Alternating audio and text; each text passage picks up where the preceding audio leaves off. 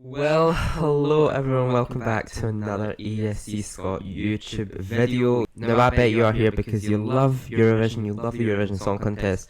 Well, you're in the right place, you clicked on the right video because this video is all about the Eurovision Song Contest. Welcome, thank you. I wanted to start this video not by talking about what I'm going to talk about today, but I wanted to talk about you subscribing. If you haven't subscribed, subscribe, because I want you to subscribe because I'm going to have some amazing, and I mean amazing, Eurovision content coming up right all the way through till May, right to the end of the year for Junior Eurovision.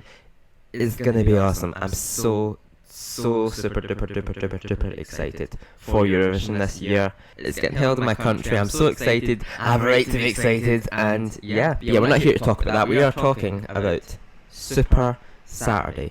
What a day that was. So that was Saturday the 11th of February, so I'm filming this almost a week later. It's the Friday after the Super Saturday, so I've had a bit of time to digress, kind of calm down, let my emotions take the hold of me. Yeah, what a night that was. It was definitely an unexpected kind of night. We get that kind of feel with Eurovision every year. We always get that one night where, or multiple nights where our favourite doesn't win, or even the big favourites just don't do well at all, and I think this was that night. Like, we started out with Estee Lauder, and our expectations like grew and grew because Alika won, and we were like, okay, right, favourites are winning, okay, and then we get surprises like Theodore from Romania. That was a surprise to me. Let 3 from Croatia, huge surprise to me. We're going to talk about all of the national finals in a bit more detail. Not going to fully get into everything today, but because I don't have the time. I actually don't have the time, but I thought I'd just make this quick video because I had to get stuff out. I had to say my feelings towards Super Saturday because what an absolute emotional rollercoaster. So we'll start out where Super Saturday started. It was Estee Lauder, the final of Estee Lauder. So I'll start out with every national final. I'll tell you who I expected to win. It was one of two artists that I thought were going to win Estee Lauder. It was Alika or Ollie. It was only they two. When bedwetters were announced that they were going to be in the super final, I was a bit okay, but I knew they weren't going to win it. Sure, there was one point that I thought, actually, it's 100% televote in the super final, so I was like, I'm going to look at the leaderboard for the juries. This kind of represents what happened on that night. So, but the only thing is, the bedwetters came second in the juries for Estee Lauder, and Ollie came third. Alika won the jury. It's really interesting. The bedwetters done so much better than I thought they will, but I need to remember that this is Estonia, it's rock, it's very odd. I didn't know it would do this well. I know this is not the final scoreboard because Yannick and Annette and Freddie haven't got their points yet, but it kind of represents that Alika was a favourite, so was Ollie, surprisingly so was bedwetters, but in the end Alika took it, and I'm so happy she did. It's the one national final that I was very sceptical of, even though there was so many that was happening on that Saturday. I was sceptical because I didn't know what Estonia was going to send. There were favourites, but sometimes the favourites don't win, and this was one I was really scared about. So I'm glad, so utterly glad that they're sending Alika, and they're definitely qualifying for a semi-final. I think they're in semi-final 1.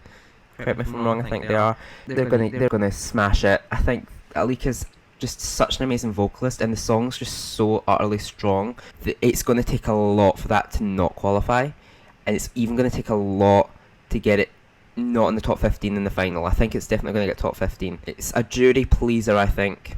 Now the next national final was, this was one huge surprise. A huge surprise in the style of Riley. Is that how you say his name? Riley, really? Because it's R-E-I. R-E-I. Is that how you spell Riley? It is. It's not R-I-E. Alright. No, you don't spell it like that in the UK. R-E-I-L-E-Y. Yeah, okay, doesn't matter. He won Dansk. I'm pointing the wrong way. He won Dansk Melody Grand Prix on Saturday night. It was the second national final that was on that night. Estee Lauder wasn't a surprise. This was a fucking huge one. I don't, I'll start off by saying I like the song. I like Riley's song. It's just, and I knew that he had such strong kind of fan base, not a strong fan base, but he had a fan base. He has like 700,000 followers on Instagram and loads on TikTok. So he's big. So there was a huge possibility that he was going to win. But it was like Ukraine winning in 2022. I didn't think it was. I'm not going to believe that it's happening until I see it, and I saw it. So I mean, I'm not unhappy with it, but I think a lot of people are. I don't think the song is the strongest that it could be. It needs a revamp badly, especially the chorus. It's a song where I've heard a lot of people, and especially me, I say this, that the verses are better than the chorus, and that's never a good thing. If you like the verses more than the chorus, that's like sitting down to dinner and not liking the main course, but you like the starter. It's like, it's pointless. The dinner's just been ruined. I like the song, I like the performance, but it needs quite a big revamp. The song, the chorus needs to be elevated a bit more. It's just a bit empty. But if they revamp it and they make it quite good, it does have a chance in qualifying. But I'm so unsure. I'm so unbelievably unsure about this. And also, we'll take his wee face away because there's someone else I want to talk about and give justice to. Nicholas Sonne. Freedom. That came second. It got to the super final in Melody Grand Prix. But it's... that would have done so well in Eurovision, and it was so close. It was so close. I tell you now, for Denmark, and this is not being mean, okay, but for Denmark and their options that they had to get out of the non-qualifying streak that they have, they should have sent Nicholas. That was their best shot. That performance literally woke up the arena. It was amazing. The way he just strolled around that stage with his electric guitar, got down off the stage and went into the audience. It was the... You can see how I'm a bit bitter that Riley won, because Nicholas should have won. That's my main opinion. I think Nicholas should have won it because it was the best chance Denmark would have had to get out the semi-finals. But we'll see in May. Riley could qualify because of his fan base. It's 100% televote. We've got to remember that. Also, has anyone seen the kind of... it's not controversy. We should leave this guy alone. But Riley, he's... So on his... Like, he claims to be 20 years old. Like, that's what he said, like, the whole time he's been competing in this. He stated to be 20. But on his Wikipedia page, it says that he was born in 1997. Which makes him 25. There is no way that this kid is 25 years old. Look at him. There is no way. There is no way he's 25. I would say he's younger than me. He looks like... I can't believe that. He's not 25. I can't take that. He's not 25. Also, there's other controversy as well. We should leave this guy alone. That he performed it in Korea, like the Breaking My Heart. He performed it in Korea like a few years ago, or a year ago. I think October 2021 or 2022. No, it would have been 2021. Yeah, he performed it, and you're not allowed to do it, but they've let him in. So I don't know. Obviously he didn't, or I don't know. But they let him into the Melody Grand Prix, so I don't know. That's enough about Dance Melody Grand Prix. That's enough. Next one we have is Latvia. This wasn't a huge surprise, because Sudden Lights won with Aja. I think it's Aja. I knew that this had a chance at winning. It was quite a heavy favourite in the odds, but in my heart, I really wanted Patricia to win. The song was my favourite. There's no other way that I can kind of say I wanted Patricia to win. There was a chance that she wasn't, and that's exactly what happened. I did kind of get some comments on my Latvian reaction to Sudden Lights, and they were like, I said the song was generic. I think a lot of people got kind of pissed off by that. Maybe it's not generic, but the chorus lacks something. It's a bit like Riley. It just lacks that oomph that a Eurovision song I think it needs. It needs a bit more oomph. It's not generic. I maybe shouldn't have said it's generic, but it's definitely not strong enough, I don't think. It's okay, but of people's like tops that I've seen, it's nowhere near the top, so it needs a revamp massively. It's not going on my playlist anytime soon, and that's what I mean. It's another one of these songs like Riley's where the verses are actually better than the chorus for me. But yeah, but I don't really have much to say about Latvia's national final. It was good. I didn't watch much of it, but what I seen of it, it was actually quite good. But I really wanted Patricia to win, and that's all I can say. Okay, the next one we're going to talk about, have a wee chitter chat, is Romania. Right. I want to have a wee bit of a rant. So Theodore won it. I quite like this song, but it seems, and I know it's not going to be just me that likes it, there are a lot of people that don't, that were actually quite shocked by this. I listened to this and thought, oh my god, this is extremely catchy. I quite enjoy this song, and I thought that it would absolutely slay on the stage, and it did. It did. He's got a really good voice. He's got that kind of, what is it? I don't know how to describe that, a rusky, punky voice. He's got a great stage presence. He was walking around that stage like he owned it. So he's going to do well, I think. I think people are underestimating this guy, Theodore DGT. I keep calling it DGT because that's just the way I would say it. DGT is good. It is good. I think, yet again, it is in need of a revamp, but not a massive one. I don't think the song's bad. The way he gets up on that chair and he's really owning the song. At the end, he rips off his shirt and reveals, I can't remember what it says. It's got a message. I remember the song having quite a strong message. It's the one that stood out from all the other ones. It stood out. I personally thought that it was Andrea that was going to win Romania, but personally, I think it was the right choice. I know a lot of people don't think it was the right choice. I enjoy the song, and I think if it does just have that wee bit of a revamp, it kind of, they elevate the performance to go on a huge stage like Liverpool. They're going to do well. It's just, I hope people don't keep underestimating this, because this is actually quite high in my top. I enjoy it. Next one, right, here we go. This is probably going to be the conversation I'm going to stumble across my words over. It's Croatia, and this band. Yay, Let Free. I was really, really harsh on this song on my reaction, and for every Croatian that watched that reaction, that subscribed to me before and has seen my videos and seen my bubbly, happy self, and they sat down and they were like, oh, I can't wait to watch this guy's reaction to Let 3 and Mama and I was a bit mean. I was a bit harsh. I still am not the biggest fan of this performance, but I have been listening to the song over and over and over again. There is something about the song.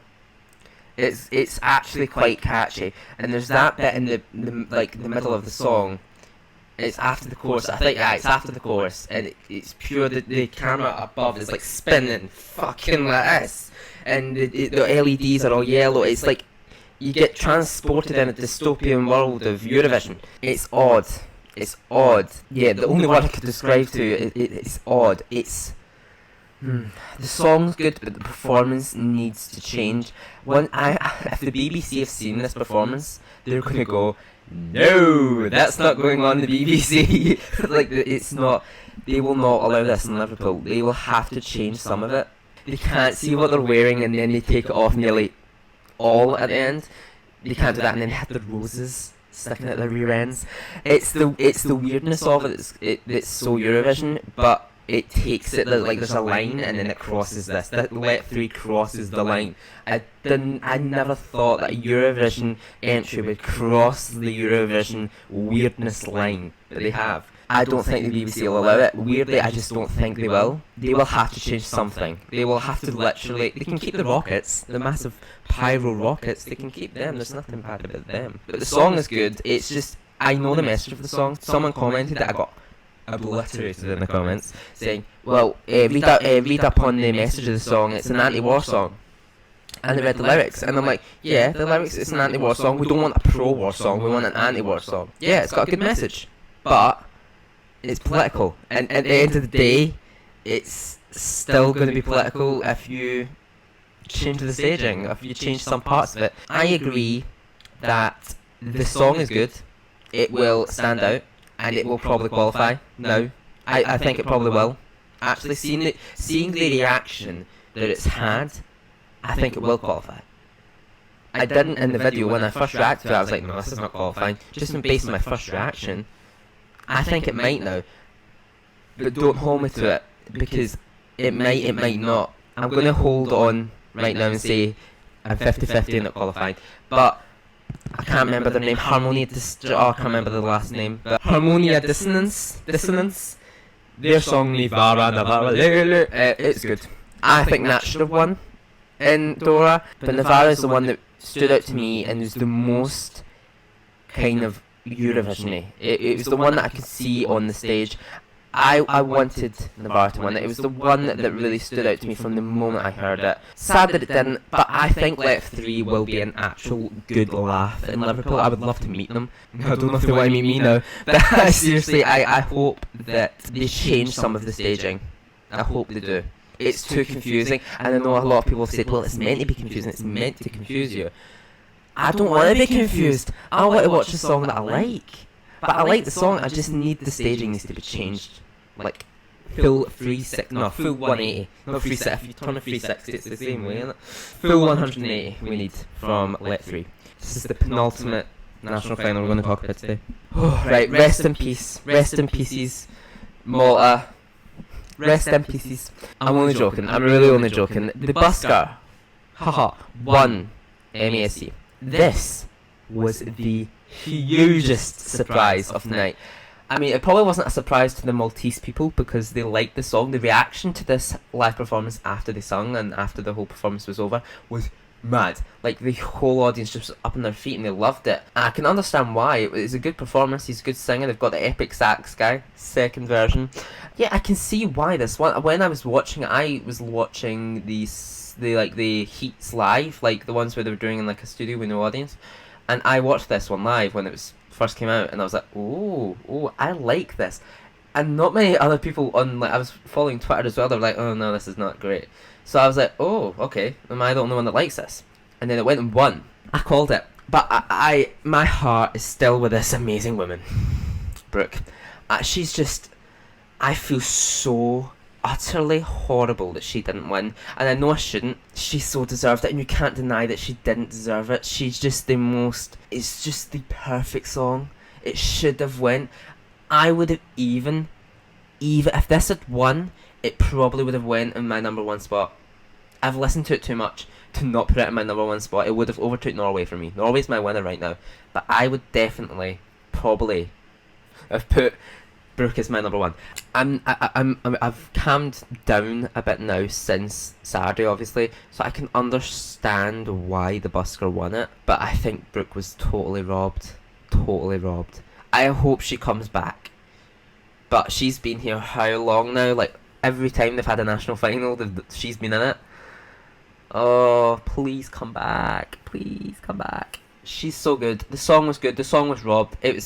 Yeah, that was a winning song, I think, to me. It screamed Eurovision.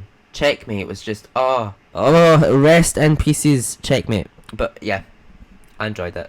It was the kind of performance I love, and she just sold it.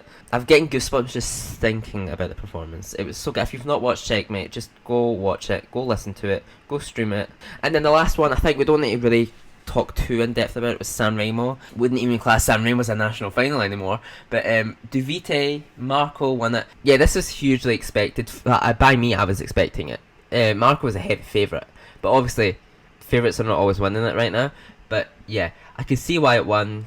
Love the song, love the performance. He's just got an outstanding voice. I didn't know that he was actually competed already in, like, was it 2013 or 2014?